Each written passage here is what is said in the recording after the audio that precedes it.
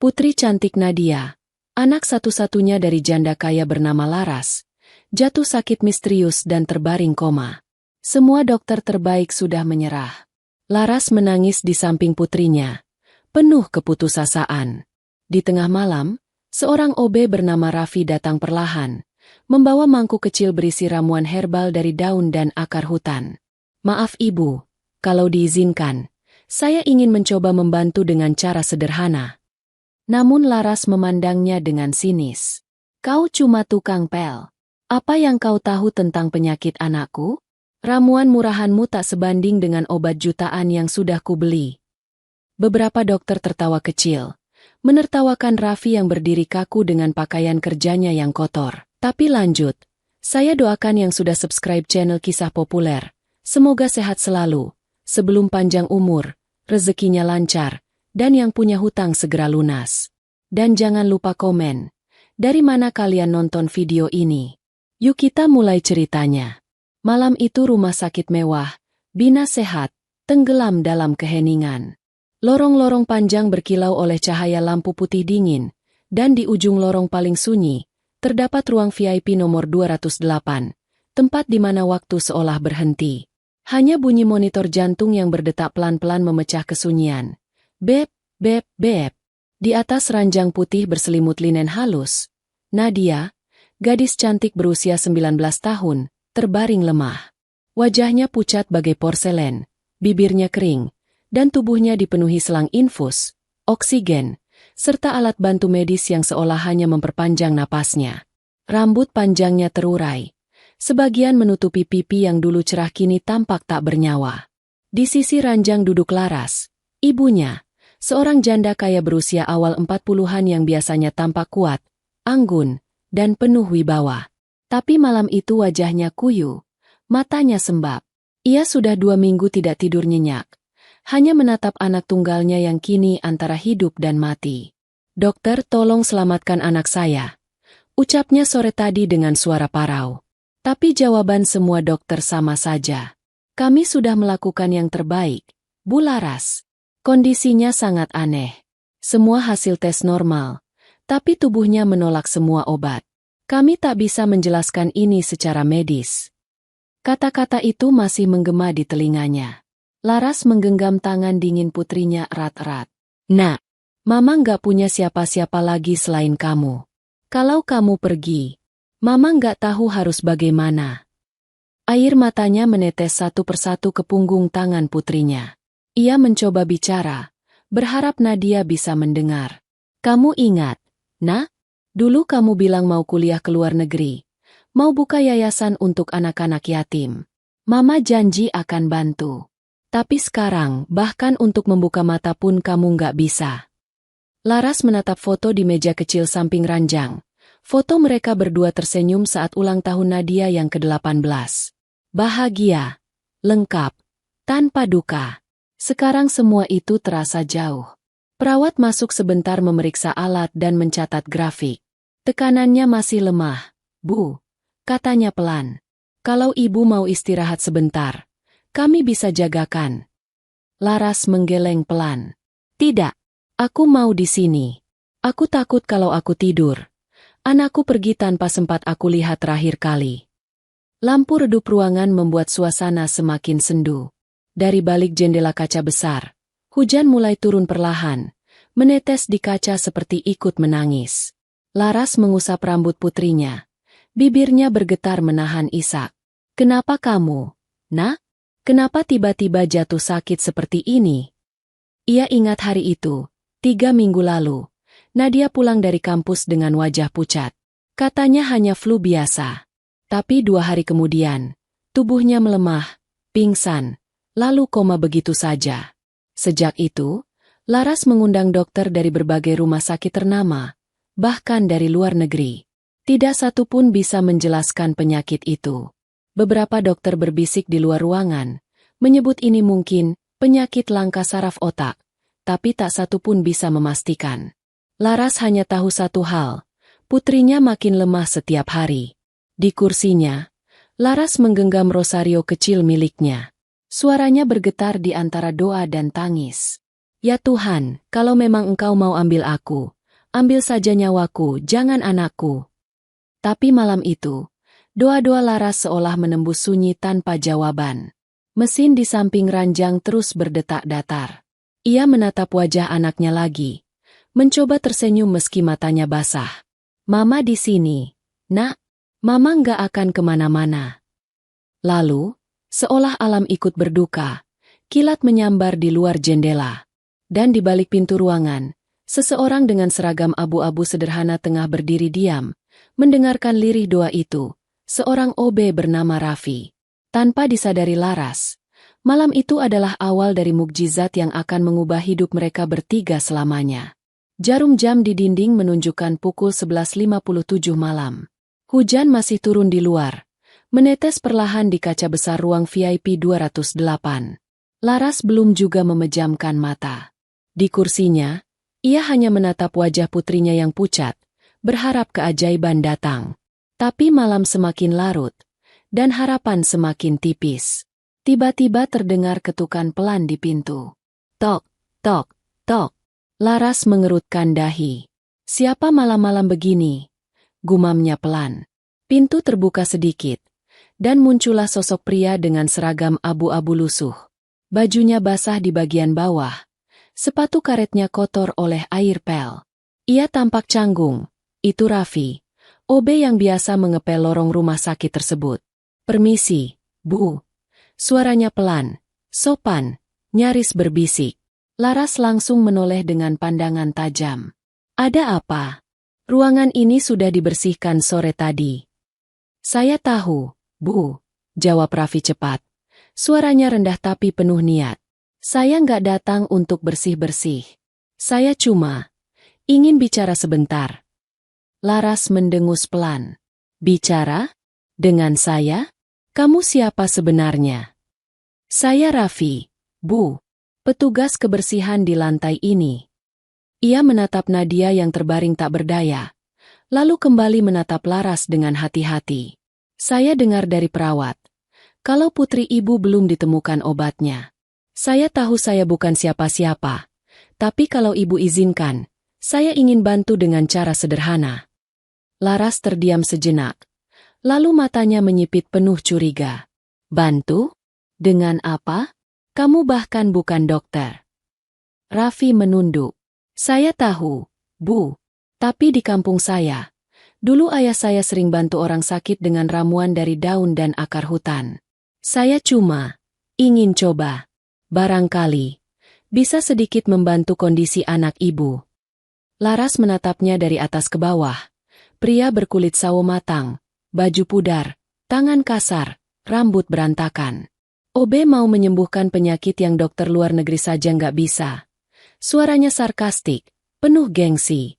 Raffi diam, tak membalas. Hatinya sedikit perih, tapi ia tahu posisinya. Saya nggak maksud merendahkan dokter, Bu. Tapi saya percaya, kadang kesembuhan datang dari hal sederhana yang kita abaikan. Kalimat itu justru membuat Laras semakin kesal. Kamu pikir saya butuh khotbah spiritual dari tukang pel? Katanya tajam.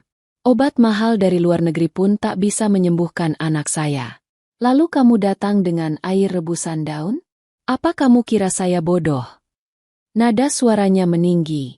Dua perawat yang lewat di koridor ikut menoleh penasaran. Tapi Laras menutup pintu keras-keras.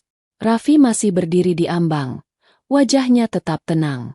Saya cuma ingin bantu, Bu. Niat saya tulus.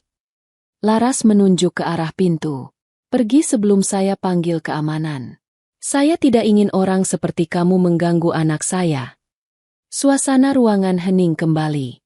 Raffi menunduk dalam-dalam, lalu melangkah mundur dengan wajah sendu. Baik, Bu. Maaf kalau saya lancang. Ia berjalan perlahan di lorong yang diterangi cahaya lampu kuning. Dari jendela, cahaya hujan memantul di lantai yang baru ia pel. Namun di balik pintu, Laras menatap kepergiannya dengan rasa kesal yang aneh. Ada sesuatu dalam tatapan mata pria itu yang sulit ia pahami, bukan kesombongan, tapi ketulusan. Ia menghela napas berat, kembali duduk di samping ranjang. Orang-orang aneh, Semua datang saat aku paling hancur, gumamnya. Raffi berhenti sejenak di ujung lorong, menatap ke arah ruangan itu. Dalam hati ia berdoa lirih.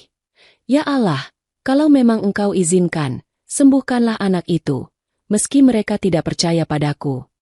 Tak ada yang tahu, malam itu adalah pertemuan pertama antara dua dunia yang berbeda. Satu dari kesombongan dan kemewahan, satu lagi dari ketulusan dan kerendahan hati. Dan dari sinilah, takdir mulai menulis bab baru dalam hidup mereka. Sebuah kisah yang akan mengguncang hati banyak orang, tentang OB sederhana yang datang tanpa dianggap, tapi membawa mukjizat yang tak ternilai. Suasana malam itu semakin tegang. Hujan di luar makin deras, seolah ikut menyuarakan ketegangan yang terjadi di dalam ruang VIP 208. Cahaya putih dari lampu di langit-langit memantul di lantai mengilap, menciptakan bayangan dingin. Raffi berdiri di dekat pintu, masih membawa termos kecil berisi ramuan herbal buatan tangannya. Ia menatap Laras dengan tatapan sopan, namun di baliknya ada harapan besar. Bantu. Laras berdiri mendadak. Suaranya meninggi, penuh nada tak percaya. Kau cuma tukang pel di sini. Apa hakmu bicara soal obat-obatan? Raffi menunduk. Tangannya bergetar halus. Betul, Bu.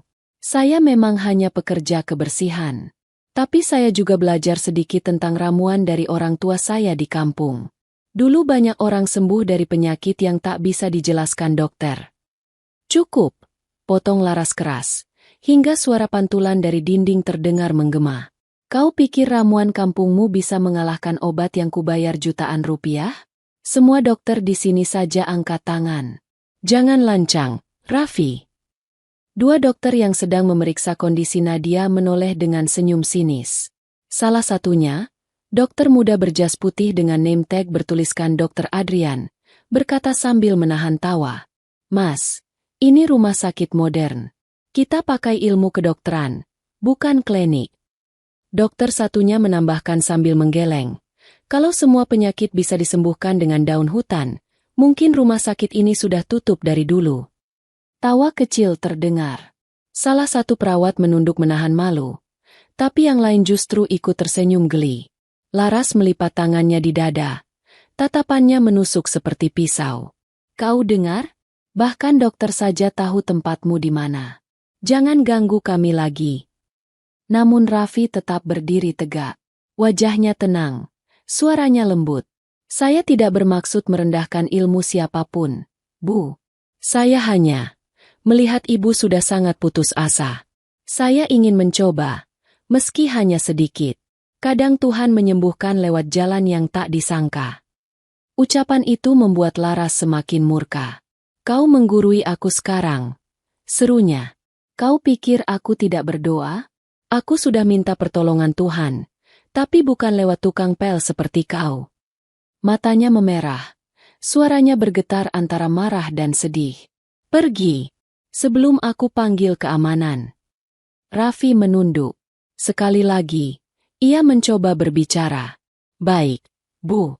Saya mengerti. Maaf kalau saya lancang. Ia melangkah perlahan ke arah pintu, namun sebelum keluar, ia menatap Nadia yang terbaring lemah di ranjang. Wajahnya tampak iba, bukan kasihan, tapi penuh doa. Semoga Tuhan menyentuh tubuhnya malam ini. Ucapnya lirih sebelum benar-benar keluar. Pintu tertutup. Hening. Laras menarik napas panjang. Dadanya naik turun karena emosi. Ia menatap dua dokter itu. Lanjutkan saja pemeriksaannya. Dok, jangan buang waktu dengan hal-hal bodoh seperti tadi. Dokter Adrian mengangguk sambil tersenyum ramah. Tenang, Bu. Kami akan pantau terus. Tapi ibu sebaiknya istirahat. Tidak. Aku di sini saja. Beberapa menit kemudian, ruangan kembali sunyi, hanya terdengar suara monitor jantung beep, beep, dan desiran hujan di luar jendela. Tapi entah kenapa, kata-kata Raffi terus terngiang di kepala Laras. Kadang Tuhan menyembuhkan lewat jalan yang tak disangka. Ia mencoba menepis pikiran itu. Omong kosong, gumamnya pelan. Namun ada sedikit rasa ragu di matanya. Ia kembali duduk di kursi, menggenggam tangan putrinya yang masih dingin. Nak, Mama nggak akan percaya begitu saja pada orang asing, bisiknya. Tapi hatinya, entah kenapa, terasa berat.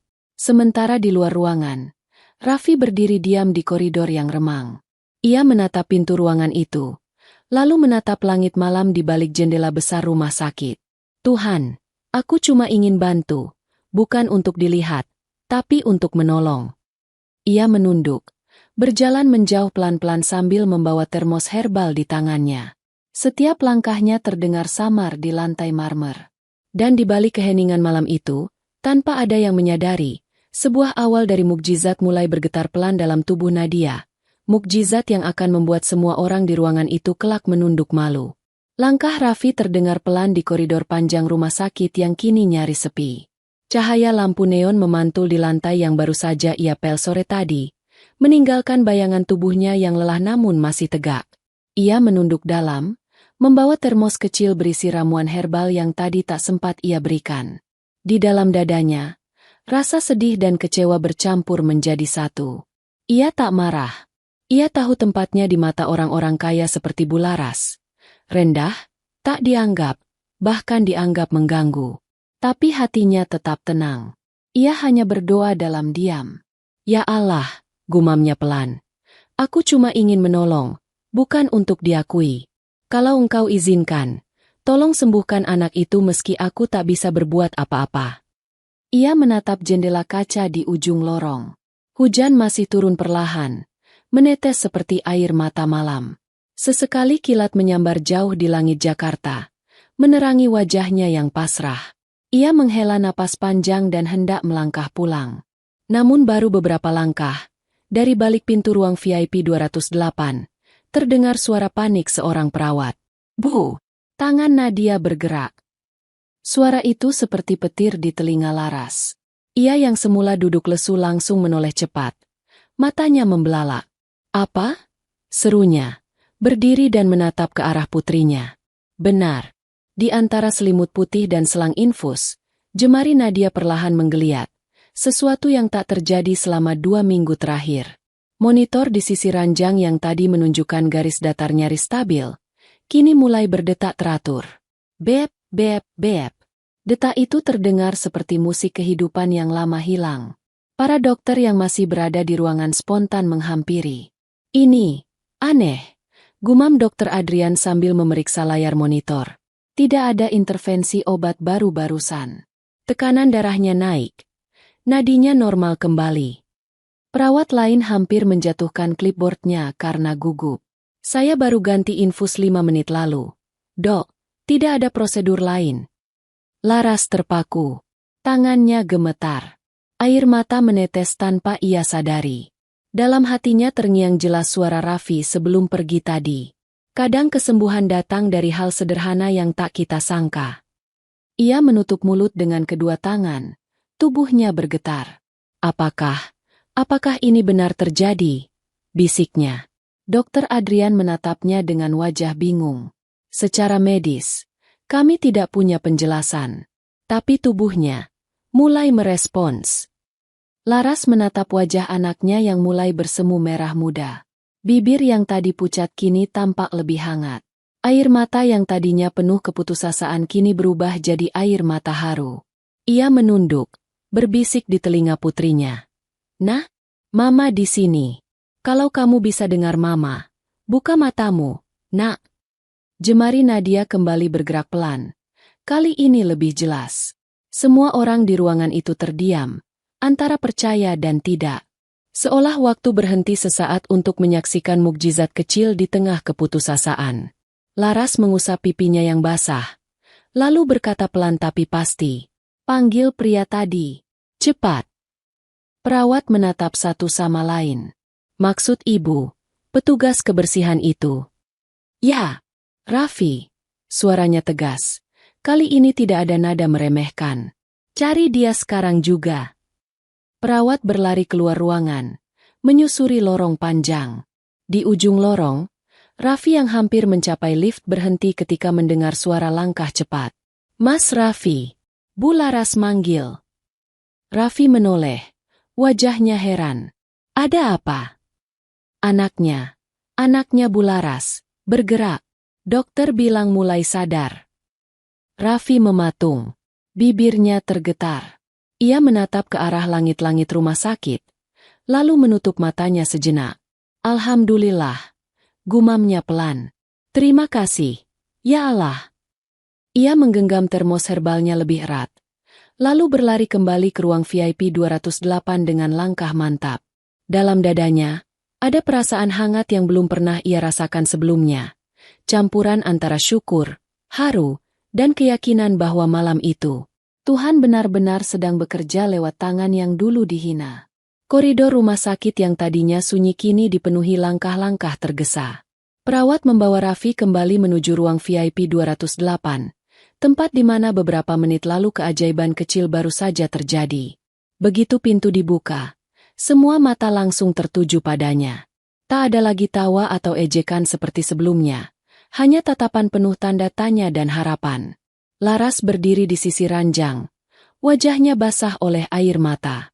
Ketika melihat Raffi muncul, hatinya bergetar aneh. Ia tak lagi menatap dengan sinis, melainkan dengan campuran malu dan kagum. Mas Raffi, tadi aku salah menilai kamu, ucapnya pelan, hampir tak terdengar. Raffi menunduk sopan. Nggak apa, Bu. Saya juga cuma ingin bantu semampu saya. Ia membuka tas kain kecil yang selalu ia bawa. Dari dalamnya, ia mengeluarkan bungkusan kain coklat tua. Perlahan ia buka lipatannya, dan aroma khas tanah basah serta daun liar langsung menyebar memenuhi ruangan. Di dalamnya ada termos kecil berisi rebusan ramuan herbal, warnanya kehijauan, sedikit pekat, dan uap hangatnya membawa aroma yang menenangkan. Ini, saya buat dari beberapa daun dan akar hutan, jelas Raffi lembut. Di kampung saya, ayah saya sering pakai untuk orang-orang yang sakit tapi nggak tahu penyebabnya. Kami percaya, kadang ada racun yang nggak bisa disembuhkan obat kimia. Ramuan ini bisa bantu menetralisir, asal diminum perlahan. Para dokter saling pandang. Salah satunya, Dr. Adrian, menatap cairan itu dengan ekspresi antara penasaran dan ragu. Secara medis kami tidak bisa menjamin hasilnya. Mas, ini belum pernah diuji laboratorium, katanya. Raffi mengangguk sopan. Saya ngerti, Dok. Saya nggak maksain siapapun percaya. Tapi kalau Ibu izinkan, biar saya coba. Saya tanggung jawab penuh. Laras menatap wajah anaknya yang masih lemah. Jemari Nadia yang tadi bergerak kini terdiam kembali, seolah berada di ambang sadar. Hatinya bimbang. Ia teringat betapa keras ia menghina pria itu hanya beberapa jam lalu.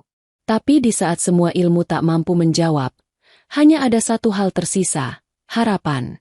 Ia menarik napas panjang, lalu berkata dengan suara bergetar, "Kalau ini satu-satunya jalan, lakukan, Mas Raffi." Raffi menatapnya sejenak, lalu mengangguk mantap. Ia meminta izin pada dokter untuk menggunakan selang minum khusus yang tersambung ke mulut pasien. Dengan hati-hati, ia menuangkan ramuan itu sedikit demi sedikit. Tangannya stabil meski hatinya berdebar. Bismillahirrahmanirrahim, bisiknya lirih. Ruangan menjadi hening. Hanya bunyi hujan di luar dan monitor jantung yang berdetak pelan. Semua orang memperhatikan setiap tetes ramuan yang masuk ke tubuh Nadia. Raffi menunduk, berdoa dalam diam. Ia tak meminta pengakuan. Hanya berharap ramuan itu menjadi perantara pertolongan Tuhan. Menit demi menit berlalu. Dr. Adrian mencatat grafik jantung. Wajahnya mulai menunjukkan perubahan ekspresi. Tekanan darah naik. Detaknya stabil. Gumamnya tak percaya. Laras mendekat ke sisi ranjang. Ia menyentuh pipi anaknya. Dan untuk pertama kali dalam 2 minggu, kulit Nadia terasa hangat. Ya Tuhan! Suaranya tercekat. Perawat memandang monitor. Saturasinya naik. Dok, 97%. Raffi mengangkat wajah. Matanya berkilat haru. Ia tak berani bicara. Hanya menatap Laras dan mengangguk kecil. Dalam waktu kurang dari 1 jam, warna pucat di wajah Nadia perlahan berubah menjadi merah muda. Nafasnya lebih teratur. Jari-jari tangannya menggenggam selimut tipis di atas tubuhnya. Laras menutup mulutnya dengan kedua tangan. Tangisnya pecah. Ya Tuhan, ini Benar-benar bekerja. Para dokter hanya berdiri terpaku, tak bisa berkata apa-apa. Salah satu dari mereka bahkan menunduk, seperti tak percaya dengan apa yang baru disaksikannya.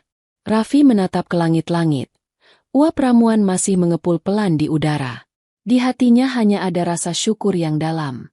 Bukan ramuan ini yang menyembuhkan, katanya pelan, tapi izin Tuhan yang akhirnya turun malam ini. Dan sejak malam itu, seluruh penghuni rumah sakit akan mengingat peristiwa itu. Malam ketika seorang OB sederhana membawa ramuan dari hutan, dan bersamanya datang tanda mukjizat yang mengubah hati seorang janda kaya selamanya. Subuh belum sepenuhnya tiba, tapi cahaya lembut dari langit timur mulai menembus jendela besar ruang VIP rumah sakit itu. Hujan yang semalaman turun kini telah reda, meninggalkan udara dingin dan aroma tanah basah yang samar terbawa masuk lewat celah ventilasi. Di ranjang putih itu, tubuh Nadia yang selama 2 minggu terbaring koma mulai menunjukkan tanda-tanda kehidupan. Kelopak matanya yang lama tertutup perlahan bergetar, lalu terbuka sedikit. "Mama?" Suaranya pelan, nyaris seperti bisikan. Laras, yang sedari tadi duduk di sisi ranjang tanpa beranjak sedikit pun, sontak terlonjak kaget. Ia menatap wajah anaknya lekat-lekat, tak percaya pada apa yang didengarnya. "Nadia, sayang, alhamdulillah, kamu sadar." Ia memeluk putrinya dengan erat, menangis seperti anak kecil. Tangannya menggenggam tangan Nadia kuat-kuat, seolah takut kehilangan lagi. Para perawat segera memanggil dokter. Dalam hitungan detik, beberapa dokter datang memeriksa keadaan Nadia. Monitor menunjukkan detak jantung stabil, tekanan darah normal, dan suhu tubuhnya hangat. Dokter Adrian menatap layar monitor dengan ekspresi takjub. "Secara medis, kami nggak bisa jelaskan, Bu Laras. Tidak ada intervensi apapun yang kami berikan tadi malam." Perawat menatap satu sama lain dengan wajah bingung. "Ramuan itu, Dok, mungkin." Dokter Adrian terdiam, lalu menatap ke arah sudut ruangan. Di sana, berdiri Raffi, masih mengenakan seragam abu-abu sederhana dengan sepatu karet yang sedikit kotor. Wajahnya tidak sombong, hanya penuh syukur dan kelegaan. Ia menunduk dalam, menghindari sorotan mata semua orang. Laras menatapnya lama. Pandangan itu tidak lagi berisi amarah atau sinisme, melainkan rasa malu yang dalam dan rasa hormat yang tumbuh dari hati. Ia berdiri perlahan, lalu berjalan mendekati Raffi. Setiap langkahnya terasa berat, dan tanpa ragu, ia berlutut di depannya. "Maafkan saya," suaranya bergetar, di antara isak yang tertahan. "Saya sudah menghina kamu, menertawakanmu, padahal Tuhan justru kirim kamu untuk saya." Ruangan itu mendadak hening. Para perawat tertegun. Dokter menatap dengan bingung. Tak pernah mereka melihat seorang wanita sekaya dan seanggun Laras bersikap serendah hati itu di hadapan petugas kebersihan. Raffi panik. Ia segera membungkuk, mencoba mengangkat Laras agar berdiri kembali. "Ibu jangan begini, tolong. Saya cuma lakukan apa yang saya bisa. Saya nggak pantas diperlakukan seperti ini." Laras menatapnya sambil terus menangis. "Tidak, Raffi. Kamu menyelamatkan nyawa satu-satunya anak saya. Aku sudah salah menilai. Selama ini aku pikir uang bisa beli segalanya. Dokter terbaik, obat termahal. Tapi ternyata yang menyembuhkan anakku adalah ketulusan dari hati yang paling sederhana."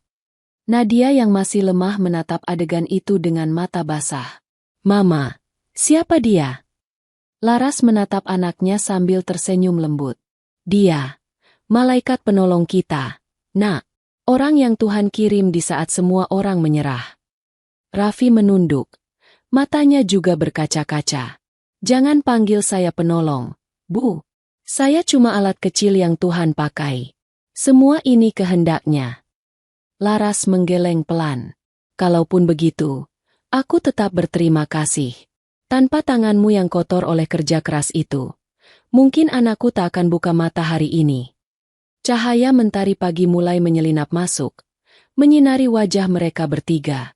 Dalam sinar itu, seolah ada simbol kebangkitan, bukan hanya dari penyakit, tapi juga dari hati yang sebelumnya tertutup oleh kesombongan.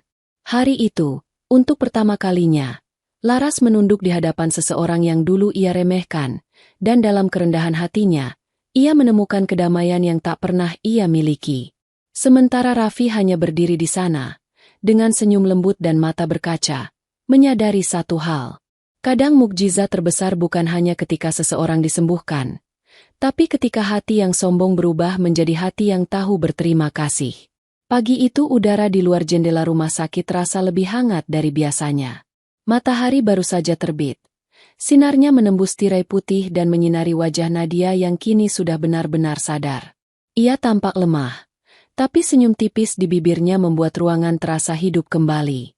Laras duduk di kursi samping ranjang, sementara Raffi berdiri tak jauh di pojok ruangan, menunduk sopan.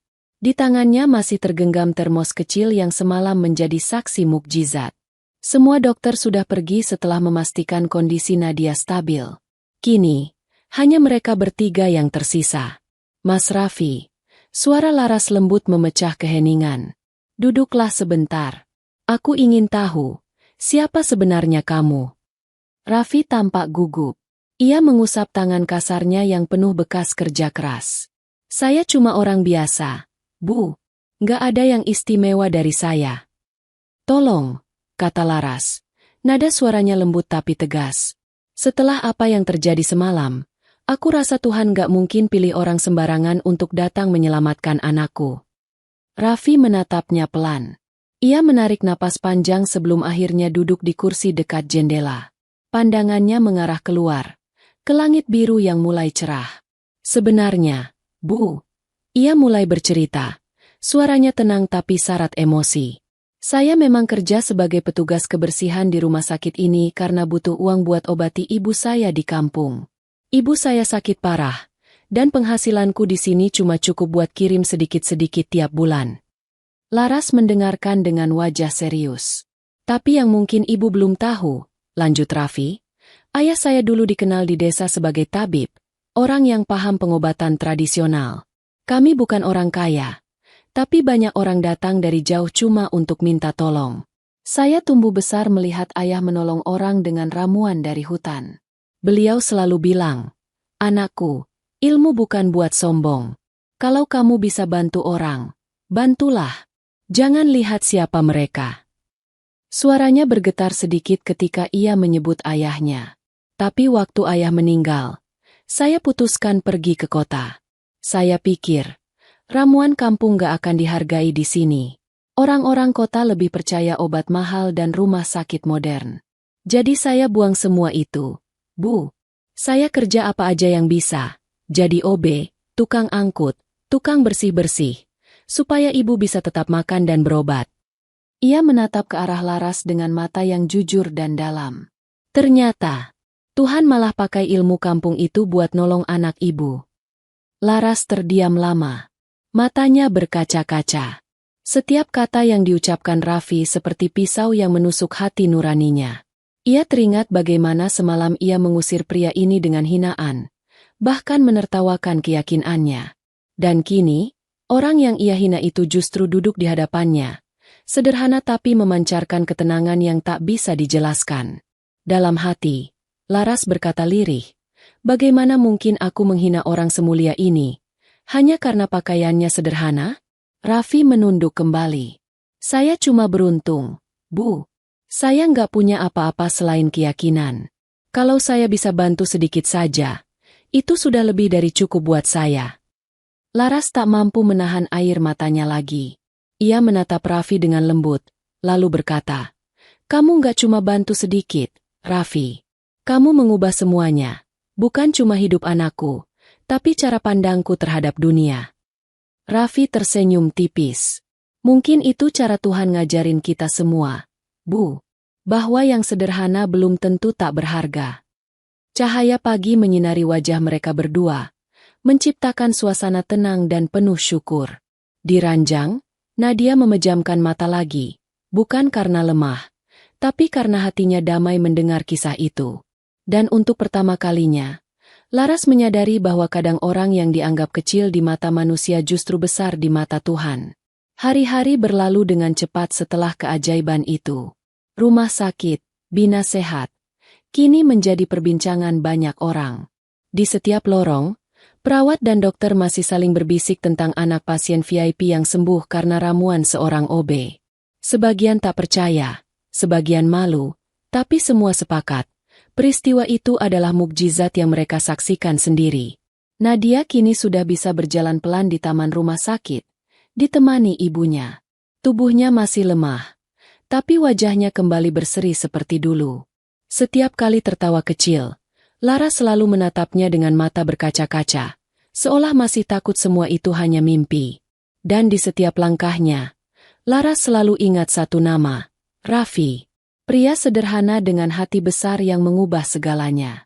Suatu sore, setelah Nadia diizinkan pulang, Laras meminta sekretarisnya mencari Raffi.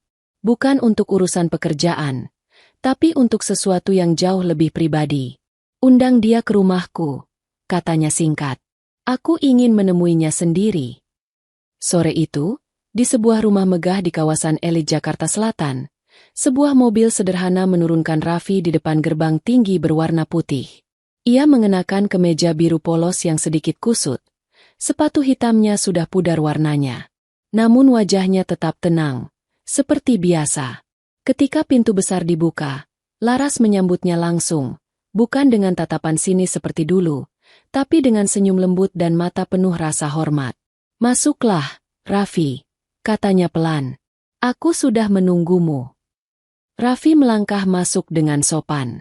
Rumah itu luas, dengan lantai marmer berkilau dan aroma bunga segar di setiap sudut. Tapi tak ada rasa angkuh di dalamnya sore itu, hanya suasana hangat yang sulit dijelaskan. Mereka duduk berhadapan di ruang tamu besar. Laras menatap Raffi lama, seolah mencari kata yang tepat. Raffi, kamu sudah menyelamatkan hidup saya, katanya akhirnya. Bukan cuma Nadia, tapi juga saya. Kalau waktu itu anak saya pergi, saya juga ikut mati dalam hidup ini. Kamu bawa harapan yang tak bisa dibeli dengan uang. Raffi menunduk, merasa tak layak menerima pujian sebesar itu. Saya cuma berusaha bantu, Bu. Saya juga nggak nyangka bisa seperti ini. Laras tersenyum samar. Ia lalu mengambil sebuah map coklat dari atas meja kaca dan menyerahkannya pada Raffi dengan kedua tangan. Ini, katanya lembut, bukan untuk membeli jasamu. Ini cuma cara saya berterima kasih. Raffi membuka map itu perlahan. Di dalamnya, ada sertifikat rumah kecil di pinggiran kota dan sebuah amplop tebal berisi uang tabungan. Tangannya bergetar. Bu, ini terlalu banyak. Suaranya lirih, penuh kebingungan.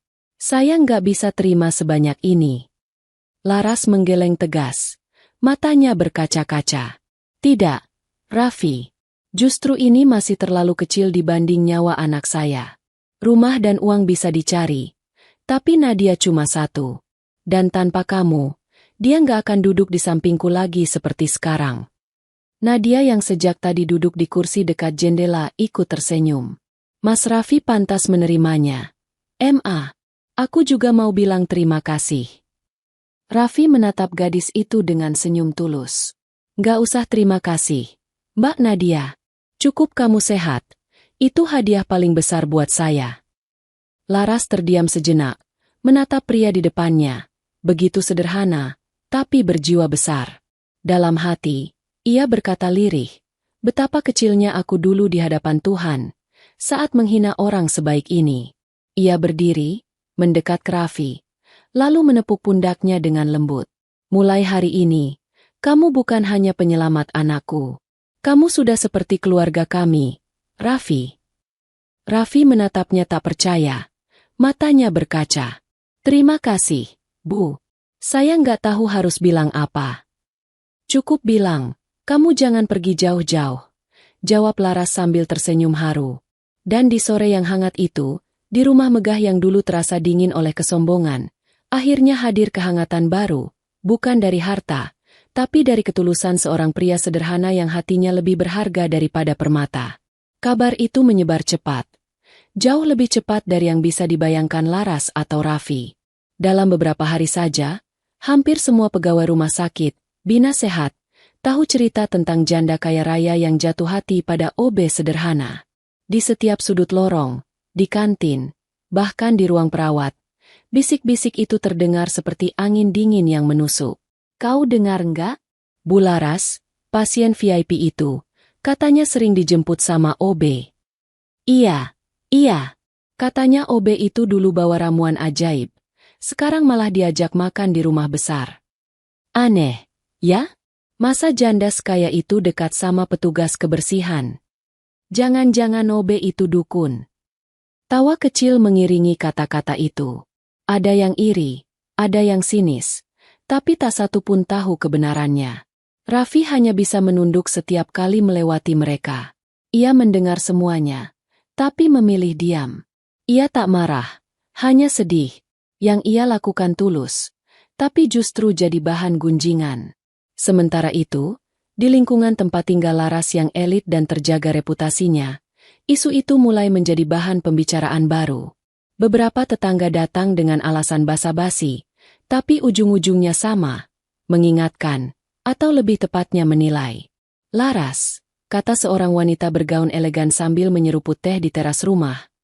Kami dengar kamu sering ditemani pria, pekerja rumah sakit? Itu benar. Laras tersenyum lembut. Benar. Namanya Raffi. Wanita itu menatap dengan ekspresi tercengang. Raffi? OB itu? Laras, kau harus hati-hati. Nama baik keluargamu bisa rusak. Tak lama, giliran dua orang kerabat datang. Salah satunya, sepupu Laras, berbicara dengan nada tinggi. Kau harus jaga nama keluarga. Apa kata orang nanti kalau janda kaya seperti kamu dekat dengan orang rendahan? Laras memandangi mereka dengan tenang.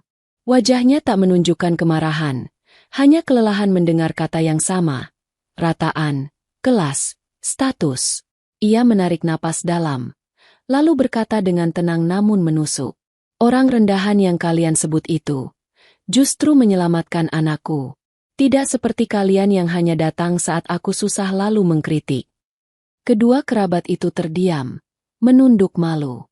Laras melanjutkan. Dulu kalian bilang uang bisa menyelesaikan segalanya. Tapi waktu dokter dan obat mahal gagal, justru seorang OB yang menolongku. Jadi kalau kalian mau menilai, silakan. Aku tidak hidup dari omongan orang. Sejak hari itu, Laras tidak lagi peduli pada pandangan sekitar. Ia tak lagi hidup dalam bayang-bayang gengsi. Baginya, harga diri sejati bukan dari nama besar, tapi dari hati yang tahu berterima kasih. Di sisi lain, Raffi pun terombang-ambing dalam dilema batin. Setiap kali mendengar gosip di rumah sakit, hatinya berat. Apa pantas saya berdiri di samping ibu? Katanya suatu malam pada dirinya sendiri di kamar kos sempitnya. Saya cuma OB. Dunia ibu Laras bukan dunia saya. Ia menatap kedua tangannya yang kasar, penuh bekas kerja keras. Saya takut orang malah memfitnah ibu. Namun setiap kali ia mengingat wajah Nadia yang kini sehat, tertawa lagi seperti dulu, hatinya berkata pelan. Kalau Tuhan yang mempertemukan, berarti Tuhan juga yang izinkan.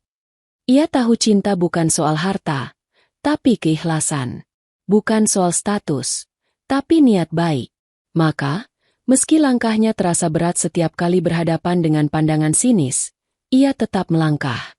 Sebab jauh di dalam hati, Raffi tahu, kadang ujian datang bukan dari penderitaan, tapi dari ujaran manusia yang tak tahu cerita sebenarnya. Dan bagi Raffi, satu senyum dari Laras dan tawa Nadia sudah cukup untuk membungkam 1000 cibiran. Sore itu langit terlihat begitu indah. Warna oranye keemasan membalut halaman rumah besar milik Laras dengan cahaya lembut yang hangat. Angin berhembus pelan, membawa aroma bunga Kamboja dan rumput basah dari taman belakang. Burung-burung kecil berterbangan di antara pepohonan, seolah ikut menyambut suasana damai itu. Di tengah taman, Nadia duduk di ayunan rotan, tubuhnya sudah jauh lebih sehat. Pipi yang dulu pucat kini bersemu merah, dan senyum manisnya tak pernah lepas dari wajah. Ia menatap dua orang yang sedang berdiri beberapa langkah di depannya. Ibunya, Laras, dan lelaki sederhana yang telah menyelamatkan hidupnya, Raffi. Raffi datang dengan kemeja putih bersih. Sedikit rapi walau masih tampak sederhana. Tangannya membawa sekeranjang buah dan sebuah termos kecil. Kebiasaannya setiap kali datang, Membawa sesuatu yang bermanfaat, bukan untuk pamer, tapi karena niat baik. Laras menatapnya lembut. Tidak ada lagi jarak di antara mereka. Tidak ada lagi perbedaan status yang menegangkan. Hanya dua jiwa yang kini saling menghargai karena pengalaman hidup yang menampar keras kesombongan masa lalu. "Terima kasih sudah datang, Raffi," kata Laras dengan senyum kecil. "Tidak usah berterima kasih, Bu. Saya yang justru bersyukur masih boleh datang ke rumah ini," jawab Raffi sopan, menunduk sedikit. Laras berjalan beberapa langkah ke depan, berhenti di bawah pohon mangga yang rindang. Cahaya senja menimpa wajahnya, menampakkan keanggunan yang alami tanpa make-up mahal. Ia menatap Raffi dengan mata teduh, lalu berkata pelan, "Raffi, aku dulu salah menilai manusia dari baju dan status." Raffi menatapnya, sedikit gugup. "Tidak apa, Bu. Manusia memang begitu. Saya pun dulu suka menilai orang dari tampilan luar." Laras menggeleng perlahan. "Tapi aku tidak mau salah lagi.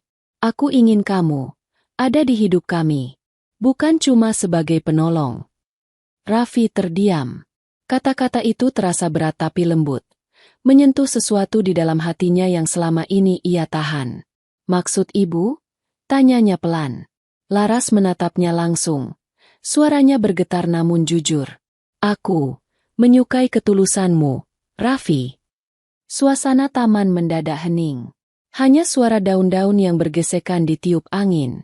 Nadia yang duduk di ayunan tersenyum, seolah sudah tahu ini akan terjadi. Raffi tampak terkejut. "Saya cuma OB, Bu," katanya lirih. Laras tersenyum lembut. "Dulu iya. Tapi di mata saya sekarang, kamu bukan lagi sekadar OB. Kamu lelaki yang disuruh Tuhan datang di waktu yang tepat." Ia melangkah mendekat. "Kalau Tuhan ingin menghukumku karena kesombongan, ia bisa ambil anakku. Tapi dia justru mengirim kamu. Bagaimana aku bisa menolak seseorang yang telah menjadi perantara mukjizat dalam hidupku?" Raffi menunduk. Matanya basah. Ia tak pernah membayangkan wanita seperti Laras bisa mengucapkan kata seindah itu untuknya. "Bu Laras, saya takut orang bicara buruk tentang Ibu," katanya pelan. "Saya cuma orang biasa. Dunia saya jauh dari dunia Ibu." Laras tersenyum sambil menatap langit yang mulai berubah jingga keemasan. "Biar saja orang bicara. Dunia boleh menertawakan. Tapi hati saya sudah memilih. Dan yang saya pilih bukan harta atau nama besar, tapi seseorang yang Tuhan kirim dengan niat baik." Raffi menatap mata Laras. Dalam sorot mata itu, ia tidak melihat kemewahan, hanya ketulusan. Ia menarik napas panjang, lalu berkata lirih, "Kalau begitu, izinkan saya tetap menjaga Ibu dan Nadia. Tapi bukan lagi sebagai penolong, melainkan sebagai seseorang yang ingin menjaga kalian seumur hidup." Laras tersenyum, air mata menetes di pipinya. "Itu jawaban terindah yang pernah kudengar." Matahari sore perlahan tenggelam di balik tembok rumah, meninggalkan cahaya oranye yang hangat memantul di wajah mereka berdua. Dari ayunan, Nadia bertepuk tangan kecil sambil tertawa bahagia. "Mama akhirnya jujur juga," katanya menggoda. Laras dan Raffi menatapnya bersamaan, lalu tertawa kecil. Dan di tengah tawa itu, keduanya tahu, cinta yang lahir dari luka dan keajaiban jauh lebih kuat daripada cinta yang datang dari kesempurnaan. Hari Minggu sore itu, rumah besar milik Laras dipenuhi tamu keluarga. Mobil-mobil mewah berjajar di halaman. Suasana tampak megah tapi tegang. Laras mengenakan kebaya hijau lembut. Rambutnya disanggul rapi. Wajahnya tenang. Tapi di balik ketenangan itu ada keberanian besar yang siap ia tunjukkan. Di ruang tengah yang luas, keluarganya sudah berkumpul. Paman, bibi, sepupu, dan beberapa kerabat dekat yang dulu selalu mengatur hidupnya. Mereka semua tahu Laras memanggil mereka bukan tanpa alasan. Beberapa dari mereka berbisik, mungkin dia mau umumkan rencana bisnis baru. Atau, mungkin dia akan menikah dengan salah satu pengusaha yang dekat dengannya. Namun saat Laras berdiri di depan mereka, semua tebakan itu sirna. Dengan suara tenang, ia berkata, "Aku mengumpulkan kalian untuk satu hal penting. Aku akan menikah." Seketika suasana berubah. Semua mata menatapnya penuh tanya. Menikah? Ujar salah satu bibinya tak percaya. Dengan siapa? Pengusaha? Pejabat? Laras tersenyum lembut, lalu menjawab dengan lantang. Dengan Raffi. Ruangan itu langsung sunyi. Hanya jam dinding yang berdetak. Setelah beberapa detik, seseorang bersuara pelan. Raffi? Siapa itu? Laras menatap mereka satu persatu. Raffi, petugas kebersihan di rumah sakit. Lelaki sederhana yang menyelamatkan nyawa anakku. Seketika bisik-bisik mulai terdengar. Apa? Dengan Obe. Laras, kau sudah gila? Kau janda terpandang, punya perusahaan, punya nama besar. Masa menikah dengan tukang pel? Bagaimana dengan reputasi keluarga? Namun Laras tetap tenang. Ia sudah siap. Reputasi? Katanya perlahan, matanya berkilat. Reputasi apa yang kalian bicarakan? Saat anakku sekarat, tidak satu pun dari kalian datang. Tapi Raffi, yang kalian sebut rendahan itu, justru datang dengan tangan kosong dan hati tulus. Lalu Tuhan pakai dia untuk menyelamatkan hidup anakku. Suasana semakin hening. Tak ada yang berani bicara. Sampai akhirnya, suara lembut Nadia memecah keheningan itu. Gadis itu berdiri di tengah ruangan. Tubuhnya masih terlihat sedikit lemah, tapi suaranya kuat. Kalau Mama bahagia, aku dukung, katanya tegas. Lagi pula, kalau bukan karena Mas Raffi, aku sudah nggak ada di dunia ini. Aku nggak peduli siapa dia. Yang aku tahu dia orang baik. Ucapan itu seperti petir yang menghantam ruangan. Semua mulut terdiam. Tak ada argumen yang bisa melawan kebenaran yang keluar dari hati seorang anak yang baru kembali dari ambang kematian. Laras menatap putrinya dengan mata basah, lalu mendekat dan memeluknya erat.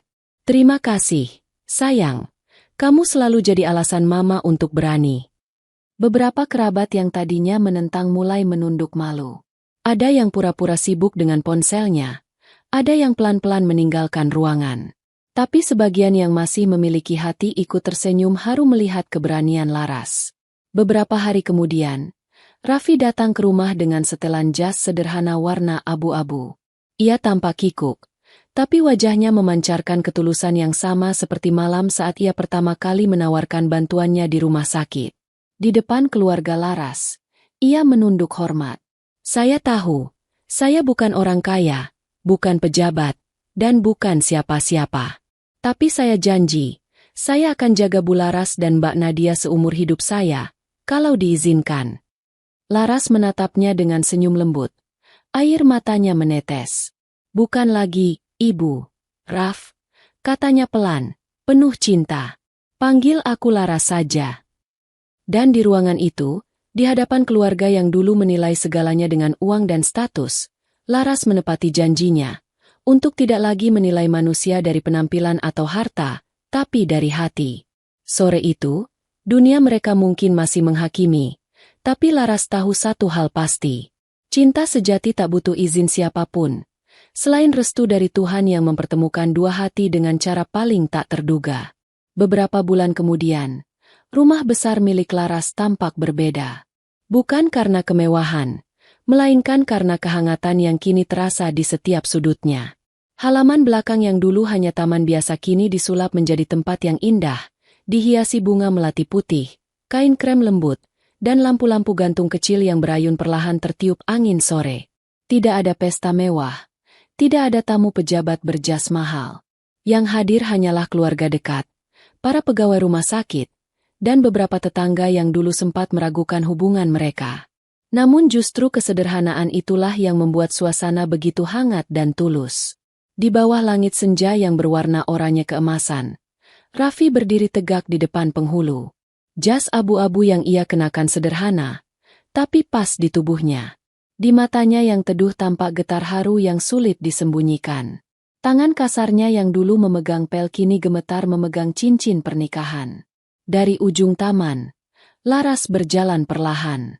Gaun putih yang ia kenakan tak penuh permata, tapi tetap anggun, sederhana, bersih, dan elegan, seperti hatinya yang telah banyak belajar. Setiap langkahnya disertai tatapan penuh cinta dari para tamu. Di sisi panggung kecil, Nadia berdiri manis, mengenakan kebaya muda dan senyum paling bahagia di wajahnya. Dialah saksi hidup mukjizat cinta dan ketulusan. Suara penghulu menggema lembut di antara suara burung sore.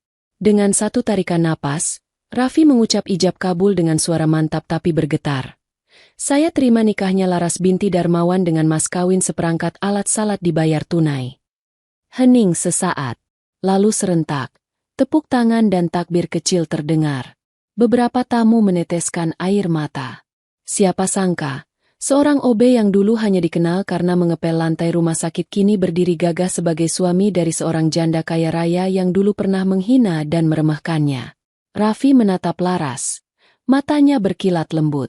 Laras mendekat, menggenggam tangannya, dan berbisik di telinganya. Dulu aku menghina tanganmu yang kotor. Ternyata tangan itu yang Tuhan pakai untuk menyentuh hidupku. Raffi tersenyum. Matanya berkaca. Dulu saya cuma ngepel lantai rumah sakit, Bu. Sekarang saya pelihara hati dua orang yang paling berarti. Laras menunduk malu. Lalu tersenyum dengan air mata bahagia. Sekarang panggil aku Laras saja. Tanpa Bu. Katanya lembut. Raffi menatapnya penuh cinta. Baik. Laras. Nama yang akan saya jaga sampai akhir hayat. Tepuk tangan kembali menggema. Diiringi alunan musik lembut dari biola. Nadia menghampiri keduanya, memeluk mereka berdua sambil tersenyum. Akhirnya, keluarga kecil kita lengkap. M.A. Mas. Langit sore perlahan berubah ungu. Lampu-lampu taman menyala satu persatu, menciptakan suasana magis di bawah langit senja Jakarta. Di wajah Laras dan Raffi, terpancar kedamaian yang tak pernah mereka rasakan sebelumnya. Hari itu, semua orang yang hadir belajar satu hal berharga, bahwa cinta sejati tidak mengenal status, pekerjaan, atau harta. Kadang Tuhan memang mempertemukan dua jiwa di jalan yang tak terduga, bukan untuk mempermalukan, tapi untuk menyembuhkan. Dari OB sederhana yang dulu diremehkan, kini menjadi suami janda cantik kaya raya. Bukan karena kekuasaan, tapi karena ketulusan yang menyelamatkan nyawa dan mengubah hati yang sombong menjadi cinta yang sejati. Dan di bawah cahaya lampu malam yang hangat, Laras berbisik pada dirinya sendiri. Ternyata kebahagiaan tak harus datang dari kemewahan. Kadang, ia lahir dari tangan yang dulu kita hina, tangan yang penuh kerja keras, tapi juga penuh kasih.